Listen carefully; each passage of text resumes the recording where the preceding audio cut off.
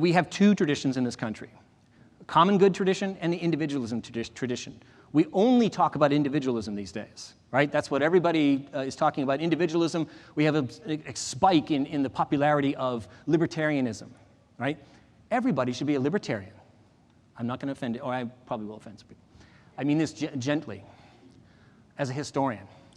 Everybody should be a libertarian for about 9 months, between the ages of 15 and 22, right? It's fascinating. It's amazing to think about libertarianism. I devoured books. I was a little older. I was more like 20. Libertarianism was just the most fascinating and alluring thing. And then one day I woke up, I said, this is crazy. It doesn't make any sense. You know, it's never been tried before. Or if you want to find libertarianism, go to Mogadishu. Or go to Benghazi. It's a fantastic example of a place with no government. Anyway, the common good. Jefferson believed in it. Washington believed in it. Madison believed in it. It's important to attend to the common good. And these things are not at war with each other. They're in competition with each other.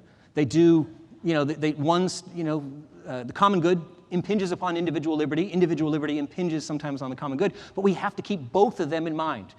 It is possible to have two ideas in your head at the same time. And this is what the common good is about. So, for example, in this time, well, in an earlier time, I often will say to my students, where in the Constitution does it say we should have public schools? Nowhere. Nothing in the Constitution about that. But in the 1830s, a guy where I'm from, Massachusetts, named Horace Mann, said, if things are changing, we're no longer an agricultural society of small towns, we need tax-supported, free, universal public education. And we do it. And we do it because we know, Mann and others convince us, saying, well, you have to give up a little liberty.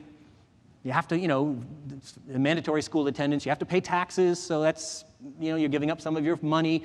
But you're going to get a better society. Like, we will all benefit from the public school system. So progressivism actually is with us from day one. It just flowers in the end of the 19th century.